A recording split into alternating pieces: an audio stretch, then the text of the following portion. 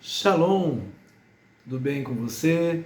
Wagner aqui, trazendo mais uma palavra, um tema assim, daqueles, né? Você sabe disso, fazer o quê? Eu gosto de temas polêmicos para a gente poder meditar, mas meditar com base bíblica, meditar com a presença do Espírito Santo de Deus a respeito dos temas que eu trago aqui. Mas antes de falar para você qual é o tema, antes da gente tratar, abordar o assunto, eu quero primeiramente agradecer a você que já se inscreveu nesse canal, informar, né, que o canal Salve-se Quem Quiser está crescendo para a glória de Deus. Muitíssimo obrigado. E você que ainda não se inscreveu, por favor, se inscreva no canal, ative o sininho das notificações. Assim o YouTube vai compreender que os nossos vídeos são relevantes e sempre que tiver um vídeo novo postado no canal, nessa plataforma, você vai receber a notificação e vai poder acompanhar com a gente e compartilhar com seus amigos, com seus familiares, com aquelas pessoas que você está evangelizando. Vamos lá, vamos então falar a respeito da salvação. Fiz alguns vídeos aqui na plataforma, eu já tratei um pouquinho a respeito da salvação, mas o que é importante saber é como, né? Como que eu sei que eu estou salvo, como que você vai saber que você está salvo, o que é, afinal de contas, a salvação. A salvação, ela vem pela graça, e a graça é um dom de Deus ao qual nenhum de nós merecíamos. Deus teve graça, Deus teve misericórdia, nos enviou o seu Filho Jesus, ele então pagou um preço altíssimo, né, por nós, por toda a humanidade, e através do sacrifício de Jesus, então, nós somos salvos. Mas isso é para todo mundo? É claro que não. Se você pegar a palavra do Senhor, no livro de João, no capítulo 3, no versículo 16, a palavra ela é bem clara: todos aqueles que creem no Senhor Jesus, no sacrifício que Ele fez, então essa pessoa, ela está salva. Mas está mesmo?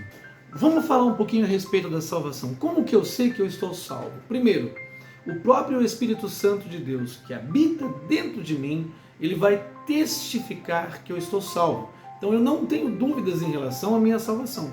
Se você tem dúvidas a respeito da sua salvação, significa que então tem alguma coisa de errado que não está certo. Você precisa rever os seus conceitos, você precisa se certificar do que você anda fazendo, do que você anda falando, do que você anda gostando, do que você anda compartilhando, do testemunho de vida que você tem deixado, se condiz ou não com a salvação, com a graça de Deus na tua vida, meu irmão. Se tiver alguma coisa de diferente aí, então lamento te informar, a salvação não está presente aí. Primeiro, por conta da dúvida. Segundo, então, por conta do seu testemunho, por conta do que você pensa, por conta das coisas que você gosta, das coisas que você faz, principalmente por conta do seu testemunho. A segunda característica que prova para mim que eu estou salvo é exatamente os frutos do arrependimento. Que frutos de arrependimento são esses? Eu já disse também em outros vídeos postados aqui no canal, que uma vez que eu estou salvo, eu compreendo que é vergonha para mim eu continuar vivendo no erro, vivendo no engano, vivendo na mentira. Ora, então, se eu mentia, então eu tenho que parar de mentir.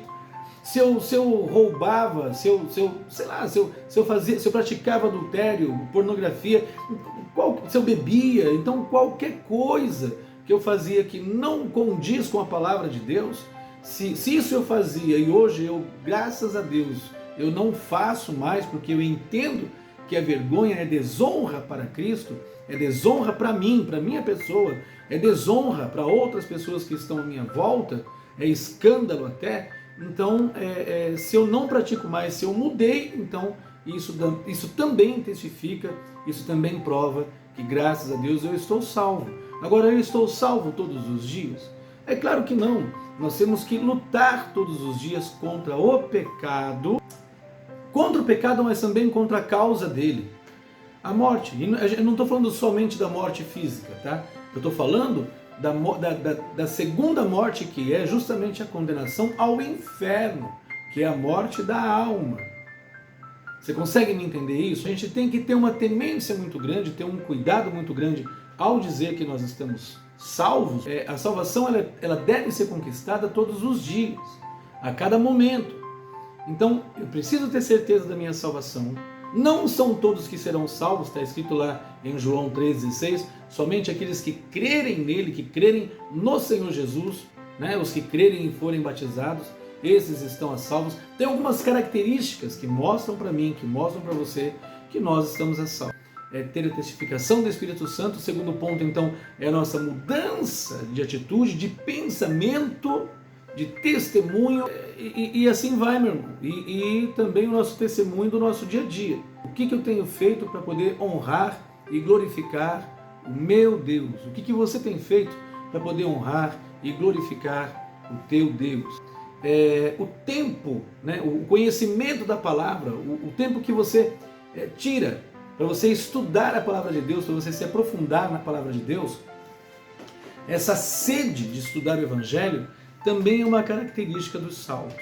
O que nós estamos fazendo aqui, esse tempo que você está aí assistindo esse vídeo, está provando para você mesmo que você está lutando pela sua salvação, que você está salvo e que você não quer perder a sua salvação, porque você quer adquirir conhecimento através da palavra de Deus.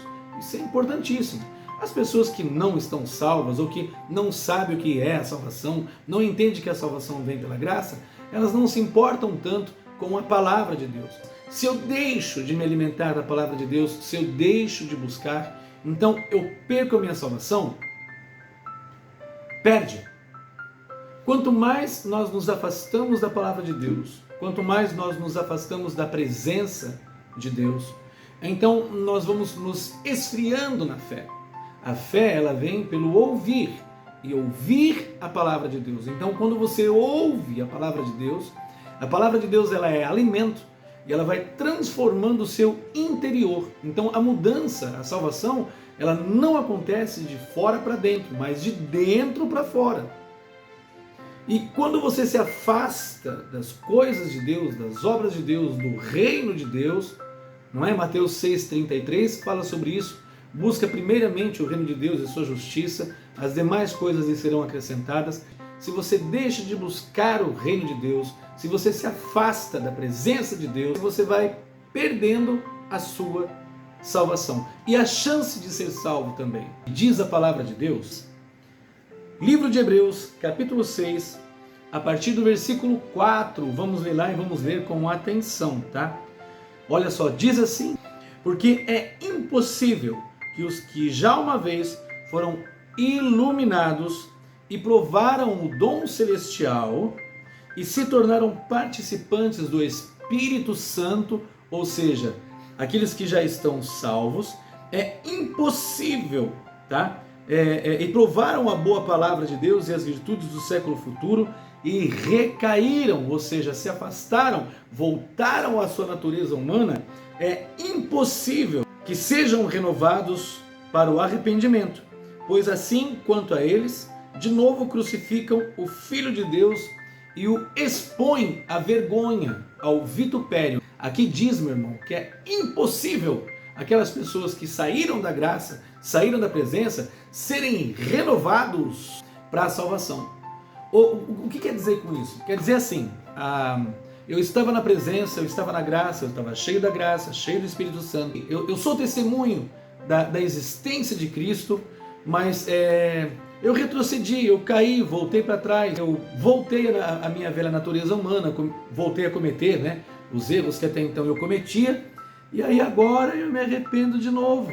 Aí agora eu quero voltar de novo, eu quero voltar novamente para a igreja, quero voltar novamente para a graça. Acontece que se o próprio Deus não tiver um plano de salvação para você, por mais que você tente, a Bíblia diz, não eu, que é impossível que você seja renovado para o arrependimento. E olha só, sem arrependimento não tem salvação. E se você não está salvo, como é que você vai entrar no reino dos céus? Então você vem para a igreja, mas pratica as coisas do mundo. Mas é mais importante para você os seus compromissos do que o culto. Então você vem para a igreja, você quer se alimentar, você quer estar cheio da presença de Deus, mas não concorda mais com aquilo que está sendo pregado, com a palavra que está sendo anunciada. Você começa a criar dissensões contra a sua liderança, contra os irmãos que estão à sua volta. Por quê? Porque a sua mente está lá presa ainda na sua natureza humana. Qual é o cuidado que eu tenho que ter? Bom, eu saí da presença de Deus, tá? A Bíblia fala que o cair do homem, mais o levantar de Deus.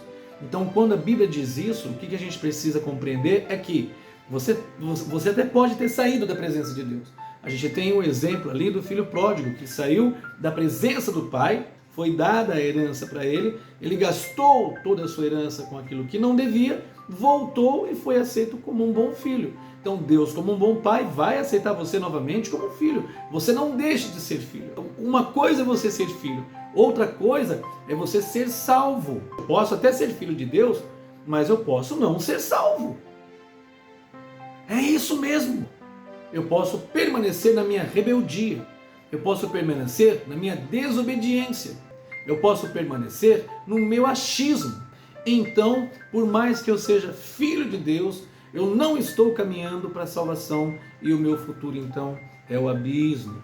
É como diz a palavra de Deus, é o lago que arde, o lago de fogo e de enxofre, né? Onde tem ranger de dentes, onde tem dor. Cuidado, viu? Cuidado mesmo para que você não se desvie. Por isso que a gente vê muitas pessoas, muitos irmãos aí, que estão mornos na fé. Eu acho que essa é a palavra correta. Os mornos são aqueles que têm um pé na igreja e um pé no mundo, que até gosta de ouvir a palavra, sabe, já conhece, já viveu os milagres, já teve uma transformação pessoal na sua vida, mas voltou, achou mais gostoso, mais prazeroso, né, o pecado adâmico, o pecado da carne, ou seja, se afastou da graça de Deus. Pode ser tarde, tá? Pode ser muito tarde. Tem muitas pessoas que fecham os seus olhos, e aí você entenda muito bem o que quer dizer com relação a fechar os olhos, morrem, perdem aí a sua vida e acabam perdendo a sua vida longe da graça, longe da presença de Deus. Eu peço a Deus, eu oro a Deus que não ocorra o mesmo com você. Se você está afastado da graça de Deus, se você já provou do pão da vida, que é o nosso Senhor Jesus, já se alimentou da palavra de Deus, se você já sabe que Deus existe e do que Deus é capaz de fazer, e você se afastou, e você sente esse vazio, esse desejo de voltar para a presença de Deus, volte enquanto ainda há tempo. Porque esse desejo de você voltar, de você saber, de você reconhecer que você está errado, é o próprio Papai do Céu, é o próprio Deus, é o próprio Senhor, é o próprio Espírito Santo dizendo que Ele quer voltar a morar, reinar dentro de você, porque você é filho dele e você não deveria estar fora da presença de Deus. Aí tem gente que fala assim, mas eu continuo na presença de Deus, eu só não estou indo para a igreja. Está fora. Eu continuo na presença de Deus, eu oro em casa, tudo que eu tenho que fazer para Deus eu faço em casa, faço no trabalho, eu assisto o culto pela internet, eu não preciso estar na igreja, eu sou igreja. Está fora. Está fora. Está contrariando os ensinamentos da palavra de Deus. Está fora, está indo contra a palavra de Deus. Isso é reflexo da sua natureza humana. Isso é reflexo daqueles que conheceram o Evangelho, conheceram a verdade e hoje, infelizmente, já não praticam mais. Agora deixa eu contar uma coisinha para você, para mim poder finalizar por aqui. Sabe como que uma pessoa se afasta da presença de Deus? Primeiro, quando ela de fato não foi realmente convertida. Então assim, ela tem feito tudo por emoção, mas não por conversão. Não por uma conversão real, não por uma conversão verdadeira. Segundo, pela proximidade dos amigos. Irmãos, quantos vídeos são postados aí nas redes sociais, no Facebook principalmente, de pessoas que até vão na igreja, vídeos aí, olha só, onde os mesmos estão fazendo coisas, cometendo atitudes que não condiz com uma pessoa salva, não condiz com um cristão. Olha só, eu não estou julgando, tá? Porque não compete a mim julgar ninguém.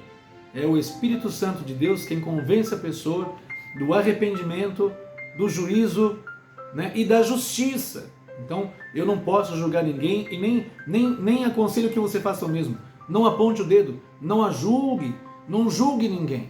Mas quantos irmãos nossos a gente vê por aí, que a gente até sabe que vai na igreja, mas ainda continua fumando, bebendo, praticando adultério, estando em lugares, em situações que não condiz com uma pessoa salva.